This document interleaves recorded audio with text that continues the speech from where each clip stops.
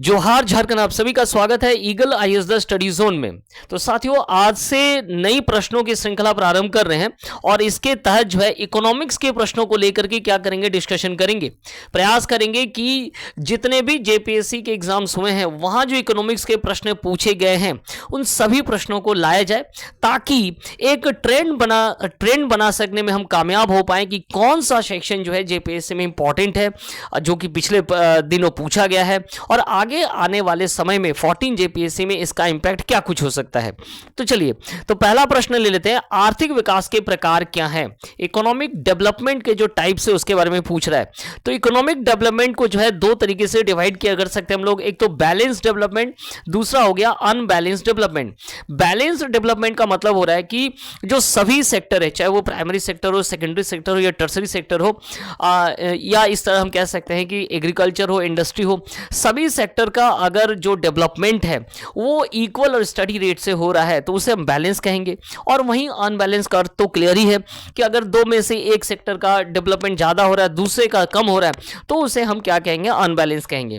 हालांकि कोई भी डेवलपमेंट जो है बैलेंस डेवलपमेंट होना बहुत ही असंभव है और हमारे जैसे जो कंट्री है, हमारा जो देश है वो विकासशील है और इस डेवलप कंट्री में जो है अनबैलेंस ही आपको क्या देखने को मिलता है, डेवलपमेंट। अर्थात किसी एक सेक्टर में डेवलपमेंट होता है तो दूसरे सेक्टर का थोड़ा कम होता है। ये जो डेवलपमेंट का जो परसेंटेज है वो आप डिफरेंट प्लानिंग के तहत भी देख सकते हैं। जो 5 ईयर प्लानिंग अपनाया गया है उसमें आप देख पाएंगे कि जो फर्स्ट ईयर प्लान है उसमें एग्रीकल्चर पर जोर दिया गया, सेकंड थर्ड में जो है इंडस्ट्री पर जोर दिया गया। तो इस तरीके से आप एक क्या कर सकते हैं ना, एट ए ग्लांस में ये देख सकते हैं कौन से प्लानिंग के तहत जो है किस सेक्टर का ज्यादा डेवलपमेंट हमें देखने को मिला। चलिए नेक्स्ट प्रश्न देख लेते हैं। तो इसका उत्तर था कि दो प्रकार क्या होते हैं, 1 और 2 इसका सही उत्तर। नेक्स्ट प्रश्न लेते हैं, विकास के मापदंड इंडिकेटर्स क्या हो सकते हैं।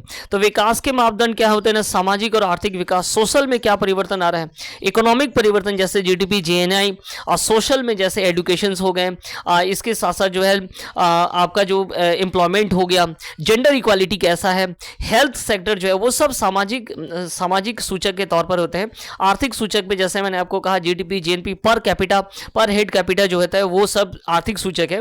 और जीवन का जो भौतिक गुणवत्ता सूचकांक है, physical quality of the life index. Physical quality of life index में 3 चीजें आती है, लाइफ एक्सपेक्टेंसी रेट, दूसरा हो गया इन्फेंट मोर्टालिटी और लिटरेसी रेट। ये तीनों जो है फिजिकल जो quality of the life index है उसके अंतर्गत आता है। तो विकास के मापदंड के तौर पर जो है हम इन दोनों को ही देख सकते हैं। तो इसका उत्तर क्या होगा, इसका उत्तर होगा 1 और 2 इसका उत्तर होगा। चलिए नेक्स्ट प्रश्न है, संधारणीय टिकाऊ आर्थिक विकास के महत्वपूर्ण मापक क्या है।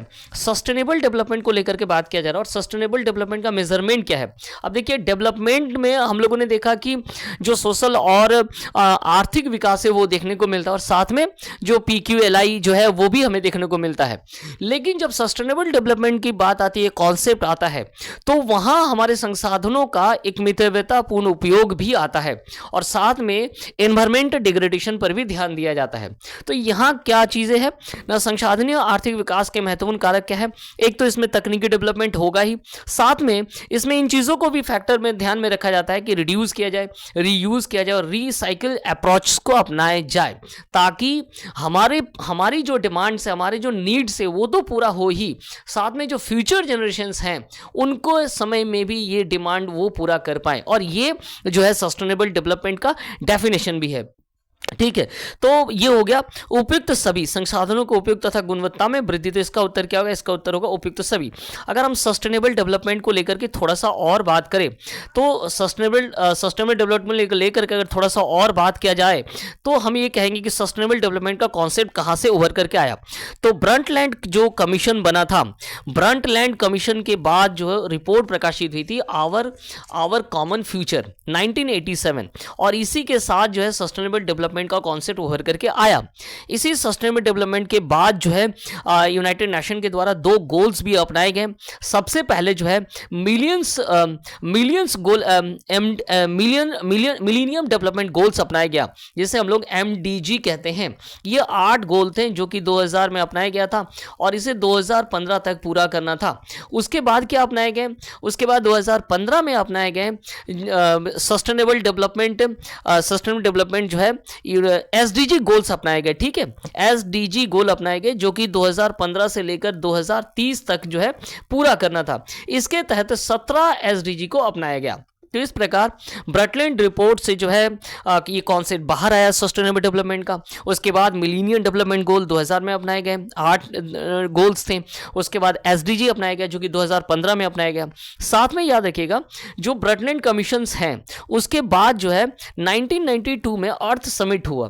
इसी अर्थ समिट में ही, जिसे हम लोग रियो समिट भी कहते हैं, इसी रियो समिट में जो है सस्टेनेबल डेवलपमेंट को जो है कॉन्सेप्ट के तौर पर जो है इंटरनेशनल अंतर्राष्ट्रीय स्तर पर उठाया गया था।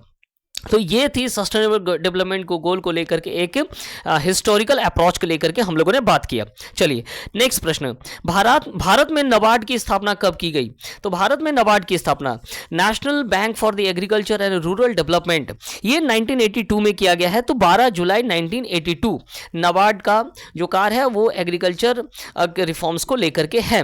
अब यहाँ पर एक चीज़ है, इसका जो रिकमेंडेशन किया गया था वो किस समिति के द्वारा रिकमेंडेशन किया गया था? तो बी शिवारमन, याद रखिएगा, बी शिवारमन कमेटी के द्वारा जिसका रिकमेंडेशन किया गया था जो कि 1981 में बना था। और प्राइम मिनिस्टर इंदिरा गांधी जी के द्वारा 5 नवंबर 1982 को जो है नाबार्ड को देश को समर्पित किया गया था। ठीक है, चलिए नेक्स्ट प्रश्न, भारत का विदेशी व्यापार का क्षेत्र क्या है? आयात और निर्यात, एक्सपोर्ट और import, total import, total export, ये जो है विदेशी निर्यात का क्या है हमारा क्षेत्र। और उसके बाद हमें व्यापार संतुलन या भुगतान संतुलन जैसी चीजें देखने को मिलती है। तो इसका उत्तर हो गया 1 और 2। नेक्स्ट प्रश्न ले लेते हैं। नेक्स्ट प्रश्न क्या है? भारत में 14 व्यापारिक बैंकों का राष्ट्रीयकरण कब किया गया? नेशनलाइजेशन ऑफ कमर्शियल बैंक्स, ये 1969 में किया गया था। तो 19 जुलाई 1969 को क्या किया गया ना, 14 बैंकों का जो है कमर्शियल बैंकों का राष्ट्रीयकरण कर लिया गया। और ये भी एक बोल्ड डिसीजन था किसका? इंदिरा गांधी जी का। ये वो समय काल है जब इसके बाद जो है बांग्लादेश मुक्ति संग्राम हुआ था और बांग्लादेश उभर करके आए थे। और उसी समय इस दौरान एक बोल्ड डिसीजन लिया गया और सभी बैंकों का प्राइवेटाइजेशन, बैंकों को क्या किया गया ना, नेशनलाइज किया गया, जिससे लोगों का बैंकों के प्रति क्या बढ़ा? विश्वास बढ़ा। और साथ में जो जमा करने का जो नियत था लोगों का, वो सरकारी बैंकों में धीरे धीरे भरोसे के साथ बढ़ता चला गया। तो ये उसी समय अपनाया गया था जब बांग्लादेश के लिए भारत और पाकिस्तान वार चल रहा था। चलिए नेक्स्ट प्रश्न को ले लेते हैं। भारतीय जीवन बीमा निगम की स्थापना कब की गई? तो भारतीय जीवन बीमा निगम की जो स्थापना की गई थी वो 1956 में किया गया था। और इसी समय याद रखिएगा नेशनलाइजेशन भी किया गया था।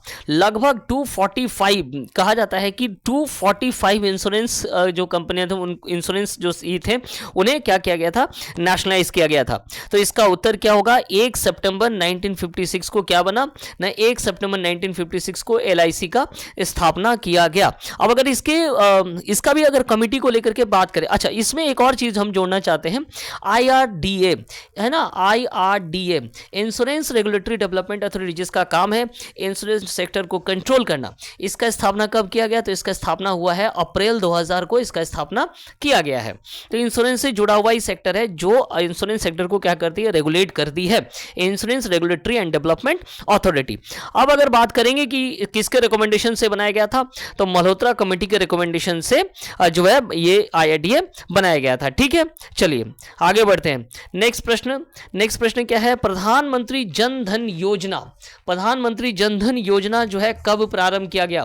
तो प्रधानमंत्री जन धन योजना जो है वो अगस्त 2014 में जो है प्रारंभ किया गया था। तो 28 अगस्त 2014 में ये प्रारंभ किया गया था। चलिए नेक्स्ट प्रश्न क्या है? भारत सरकार द्वारा आर्थिक सुधारों की ओर कब कदम उठाए गए? तो 1991 में आर्थिक सुधारों के द्वारा कदम उठाए गए। जुलाई 1991 में जो है हम जो है लिबरलाइजेशन, प्राइवेटाइजेशन और ग्लोबलाइजेशन की ओर बढ़ पड़े। और उस समय के जो प्रधानमंत्री थे वो श्री नरसिम्हा राव थे और जो वित्त मंत्री थे वो कौन थे? डॉक्टर मनमोहन सिंह थे। ठीक है, तो याद रखिएगा 1991 में क्या हो गए ना, हम जो है आर्थिक इकोनॉमिक रिफॉर्म्स की ओर बढ़ गए, और ये आपको मेंस में भी पढ़ना है और इसका पीटीवी सेक्शन हम लोगों को देखने को मिल रहा है। चलिए, भारत सरकार ने विश्व व्यापार समझौते पर कब हस्ताक्षर किया? भारत डब्ल्यूटीओ का क्या है ना, जब से इसका स्थापना हुआ है उसके स्थापना के समय से ही ये मेंबर बना है, और ये कब है तो 1 जनवरी 1995 को। ठीक है, तो डब्ल्यूटीओ का स्थापना भी हुआ और साथ में जो है भारत इसके स्थापना करता हुआ एक मेंबर भी बना। डब्ल्यूटीओ का हेडक्वार्टर कहाँ है? तो डब्ल्यूटीओ का हेडक्वार्टर जो है जेनेवा में है। डब्ल्यूटीओ का जो एग्रीमेंट जो डब्ल्यूटीओ बना वो किस एग्रीमेंट से बना?